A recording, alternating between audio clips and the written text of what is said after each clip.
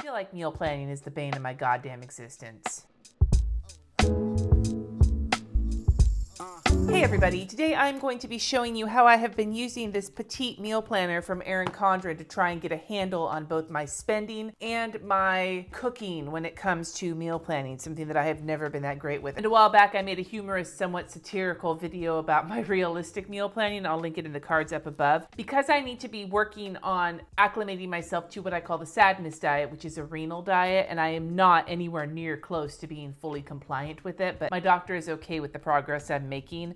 And one of the things I need to do to be able to more fully incorporate this diet into my life is to cook and to actually buy food and then make it, as opposed to getting stressed out and getting takeout or like just figuring out what the fuck is going on at the last minute. It's too much for my stress, it's too much for my health, and I need to get my handle on it. And I've been using this for a few weeks now and it's helping. So I wanted to show you what I've been doing with it. So the things that I use to meal plan is this Petite Planner that you can get from Erin Condren, it's meal planner. And then I use Pinterest, Pinterest is life. And then I have a little notepad, my pen, and then I use my monthly spread in my Erin Condren planner to help me figure out what the hell is going on in a given week. So before I get into how I meal plan, let me give you a quick glimpse into it and show you like what it looks like. When you open it, these are just the regular pages, but I stuck these little note pages on. It's from this pad I got from Krissyanne Designs, and it's just a little notepad, but I used the Michaels like Recollections tape runner that's repositionable to run across the top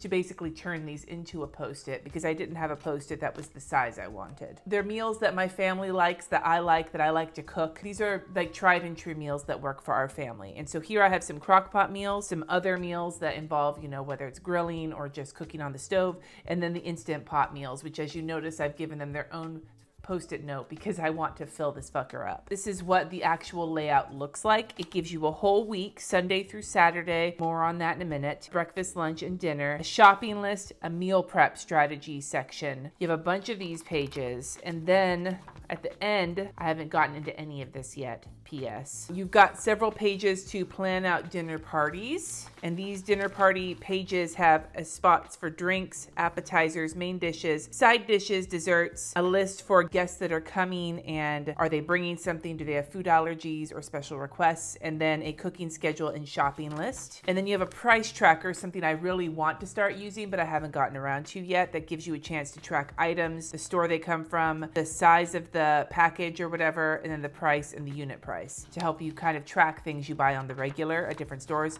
Some spaces for recipes, which, as you saw, I use Pinterest, so I have not gotten around to writing anything down for recipes I don't use from Pinterest. And then we have a conversion chart in the back, which has been very helpful, converting things from like one measurement to another, and then some cake, like baking equivalents as well. And then some stickers in the back that I haven't really used. And there's like a little pocket in the back.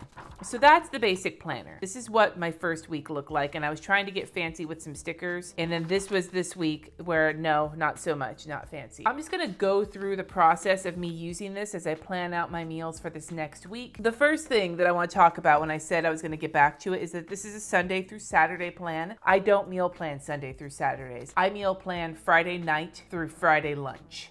And the reason I do it that way is because of my custody, and I prefer to plan my weeks for my meals out based on when I have or don't have my kids, because it's just easier to shop that way, because when it's just my husband and I'm cooking for 2, and when it's my kids are here, I'm cooking for 4. So what I usually have been doing is going and drawing in a separator line to separate out when I get the kids back. So my meal plan is gonna start with Friday night and go all the way through to Friday afternoon for lunch. You see how that works? So this is the day that I start right here. This one, I'll put little stars so that you can see. Now that changes, like on this week here, it changed because I actually got my kids back a day early. So I drew it there. This just helps me keep track and not have to waste pages or whatever. And I can just work with one week rather than having to work through here, then start another week and go to the next page. This just feels better for me. So if you're doing anything where you like to change up your schedule of how you plan meals, then fucking make it happen. Don't worry about whether or not that's how the planner makes it look. Use it how you want to.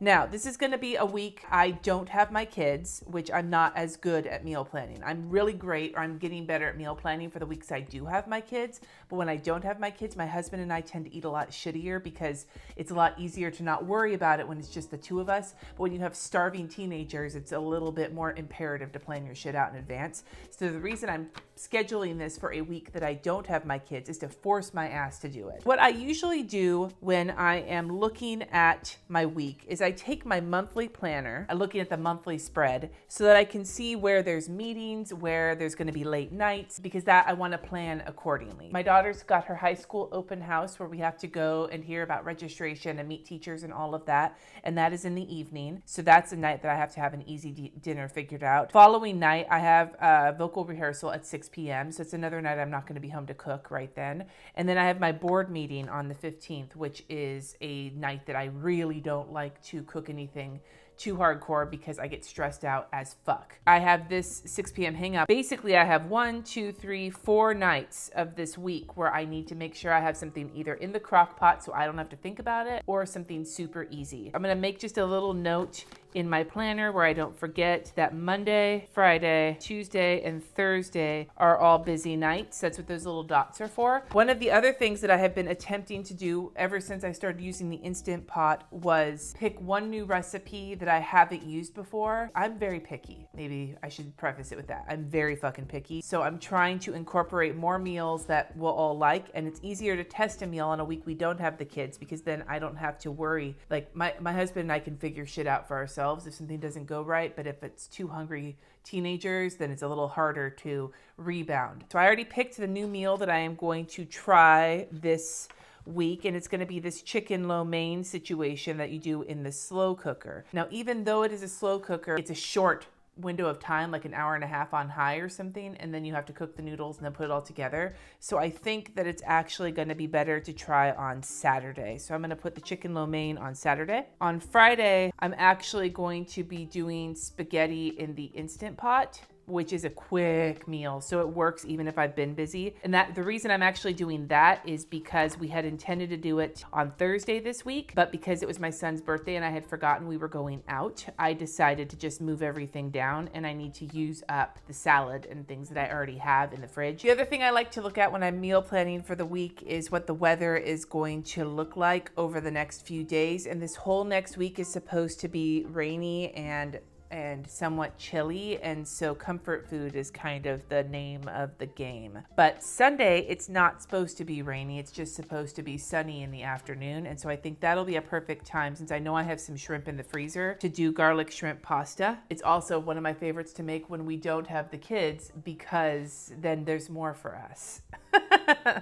And that can be a problem sometimes when we're making things we really love when we have the kids. Not a problem, but my son is the human garbage disposal and will inhale all of the edible things in the house. And so if there's a meal that we can make that we really like when we don't have the kids, and that just means we get a little bit more and we don't have to worry about him reaching over and fucking pulling food off our plate. Not that he does that anymore. We've yelled at him enough times. So I pulled shrimp and garlic pasta, which we actually did. We did not do this last week, which is good. That's one of the other things I'm trying not to do too much, is repeat meals, because I tend to do that because I'm picky, which is why I wanted to get these big lists together so I could pick and choose off of them. And then Wednesday is the other day of the week where we don't have anything going on in the evening. So that's going to be a good day, I think, to do the crock pot pesto mozzarella chicken. And the reason I'm doing that is because when it's just the two of us, you get a shit ton of leftovers. And because of that, on board meeting night, we can use leftovers for dinner. And that'll save my ass the stress, which is good. That's one of the things I like to think about. It's harder to think in terms of leftovers when I have the kids, because there really aren't any most of the time. When it's just my husband and I making these meals that are meant for a family of 4, thinking about them in terms of leftovers makes things a little bit easier to manage. I can actually do the same thing, I think, on Monday night. I can do an Instant Pot meal after the high school registration, which should be done around 7, so that should be plenty of time. To do creamy shells and beef, which is another favorite, and it's an Instant Pot meal because that one also produces many leftovers. On Tuesdays, when I get home from rehearsal, it's almost 8. Rather cook this day and have leftovers than the other way around. Now, when it comes to breakfast and lunch when we don't have the kids, my husband and I just fend for ourselves. I'm just gonna put fend for yourself since that's kind of how we spend our breakfast when we don't have the kids. And then when it comes to lunch, I'm basically just gonna live on either sandwiches or leftovers. And that's gonna be how I meal plan those. Now, when I have the kids, I tend to be a little bit more specific with what the lunches are. They have to pack their lunches, whereas my husband and I are usually really good at scavenging and just figuring out what we have around the house. It's the dinners that are the most important for us. Usually what I use this notebook for is to just go and make a list of what I already have in the kitchen and see what I don't have here. But I took a look and I actually kind of know what I already have and what I don't have. So I'm just gonna start making a list. I know I'm gonna need chicken breasts because I need them for pesto mozzarella chicken and I need them for chicken lo mein. All my recipes are on Pinterest. I'll have it linked in the description below if you want to see any of these recipes. Almost everything I have in here is likely on my Pinterest board, either in the Instant Pot category or in the things I want to make category. For the chicken lo mein, I need a pound of boneless, skinless chicken breasts. I'm pretty sure I know what I need for the pesto mozzarella chicken, but it's been a while since I've made it. I gave it a break. It was one of those recipes I overly made and then we got tired of, and so it's had a break for a few weeks, but it's so good though. It is so freaking good. 1.5 pounds. So I need 2.5 pounds of chicken breasts. I already have the ground beef for spaghetti. I will need a pound of ground beef for creamy shells and beef. The shrimp I have in the freezer, so I don't need to buy shrimp. And that takes care of the meats on this list. I have everything I need for the spaghetti, so I don't need to worry about that. I have garlic bread, I have salad, I have all the pieces. Pesto chicken, since I already have that opened up on this list, I know I need a jar of pesto. I need a lemon, so I'm gonna just put lemon down here. I don't use this meal strategy section. I just use it for more meal planning, but so for now I'm gonna just stick produce down there. I need rotini, shredded parm, and shredded mozz. And that takes care of that recipe. Chicken lo mein, we'll go back to that. I am going to need chicken broth. And I think that's the only thing I need chicken broth for. So chicken broth. So I'm gonna have to buy some more shit for than what I usually buy. Like I'm gonna need to get a few things I don't usually have in the house. I have soy sauce, but I do not have oyster sauce or hoisin. I think that's how you pronounce it. I'll have to find some more recipes that use these so that I can get some use out of them. I'm gonna need some fresh ginger, baby bok choy, which is one of my favorites, carrots, and I'm gonna put snap peas in there. I already have plenty of garlic, so I don't need to buy any of that. Lo mein noodles, which is fresh, so I'll put lo mein noodles here. Got chicken lo mein taken care of. 1 lemon for the pesto mozzarella. I need to do 2 lemons and 2 limes for the shrimp garlic pasta. So lemons times, we'll do 3 lemons and then 2 limes. It's a skinnier version of fettuccine. I don't remember the name of that pasta. It's not fettuccine, it's linguine. I like linguine for this one. Linguine for the garlic shrimp pasta. And then I need broccoli because I like to roast broccoli and throw that into that dish. So that's garlic shrimp pasta. We're continuing to move down the week. Creamy shells and beef. Pasta sauce, medium shells. I don't even have to look at the recipe for this one. I've made this one enough times, like I said. Heavy cream. So not on my sadness diet for this one, but no biggie. And then I got shredded parm on here already, so that's good to go. And I will need to pick up some more salad to go with that. I have some salad, but that's for the spaghetti. Salad times 2, because I'll probably want some for the pesto mozzarella chicken. I'll probably do broccoli times 2 as well, because I'll probably have some roasted broccoli with one of these. I like to get our favorite frozen rolls. That should be it for the dinner foods that we need. So then what I just have to do is go check over in my refrigerator for all of the other things that we usually get for the week. And it's generally speaking, we're looking for things like coffee, coffee creamer, orange juice, because my husband is a type 1 diabetic and he, as a matter of fact, I might as well just put that on there because like we always need more orange juice. And I'll just put creamer. I usually do both of those even if we already have it because we go through them so fast. It's better to just have a backup out in the fridge. And I know we're gonna need more coffee, so I might as well put that on here too. But then as for the rest of it, I just go check the supplies of things like eggs, stuff to make sandwiches, bread, the like things that we use for lunches, applesauce, fresh fruit, things like that that we like to keep around the house. But this makes sure I have everything that I need for dinner and my meal plan is set up. And then all I need to do is go shopping, and I take this with me, as you can see, and I just cross shit off as I buy it. And that gets me set for the week. And so that's how I've been using this guide to meal plan.